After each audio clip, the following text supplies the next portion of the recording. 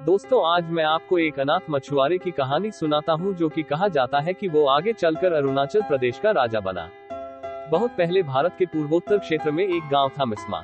वहाँ एक अनाथ मछुआरा रहता था ताराउन। एक दिन वह मछली पकड़ने गया। उस दिन मछली के स्थान पर एक नाग उसके जाल में फंस गया। दरअसल वह नाग नागलोक का राजा था। अपने पिता को जाल में फंसा देखकर नाग कन्या घबराई। उसने सुंदर स्त्री का रूप धारण कर लिया। वह ताराउन के पास पहुंचकर बोली, यदि तुम मेरे पिताजी को छोड़ दोगे तो मैं तुमसे विवाह कर लूंगी। युवक मान गया और उसने नाग को छोड़ दिया। नाग कन्या ने उससे विवाह कर लिया। ताराउन और नाग कन्या का विवाह गांव वालों को नहीं भाया। उन्होंने विवाह की खबर राजा को दे दी। राजा ने ताराउन को बुलाकर कहा, तुमने हमारी परंपराओं को तोड़ा है, तुम्हें दंड मिलेगा। कल सुबह तुम्हारे और मेरे मुर्गे में लड़ाई होगी, जो हारेगा उसे गांव छोड़कर जाना होगा।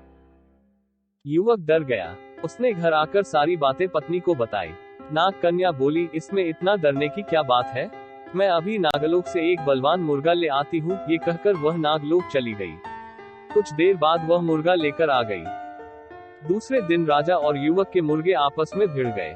नागलोक का मुर्गा अधिक बलवान था, इसलिए राजा का मुर्गा हार गया। परंतु वह बोला, ताराउन, इससे फैसला नहीं हो पाया है, अतः कल सुबह जो टोकरी नदी को उल्टी दिशा में बहा देगा वही विजयी होगा। ताराउन के लिए लोहित नदी के बहाव को उल्टी दिशा में मोड़ना असंभव था। उसने यह बात नाग कन्या को बताई। वो बोली, डरो नहीं, मेरे पिताजी तुम्हारी मदद करेंगे। वह अपने पिताजी के पास गई। नाग कन्या ने अपने पति की परेशानी बताई। पिता ने उसे सुंदर टोकरी दी।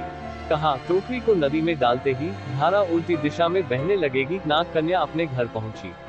उसने ताराउन को सारी बातें बता दी। ताराउन ने टोकरी नदी में डुबो दी। इस पर तुरंत नदी का बहाव उल्टकर राजा के महल तक पहुंच गया। ताराउन खुशी से झूम उठा। वह राजा से बोला, राजन, मैं जीत गया हूँ। शर्त के अनुसार आपको ये गांव छोड़कर चले जाना चाहिए। राजा कहाँ हार मानने वाला था। वह बोला, इस निर्णय को भी अंतिम नहीं माना जाएगा। अब हमें युद्ध करना चाहिए। इसी युद्ध से निर्णय होगा। ताराउन भागा भागा अपनी पत्नी के पास पहुंचा और सारी बातें बताईं। राजा के पास बड़ी फौज थी, परंतु ताराउन तो अकेला था। नाग कन्या उसकी परेशानी सुनकर फिर नागलोक में पहुंची। वहां से वह सोने का ढोल और उसे बजाने की छड़ी ले आई।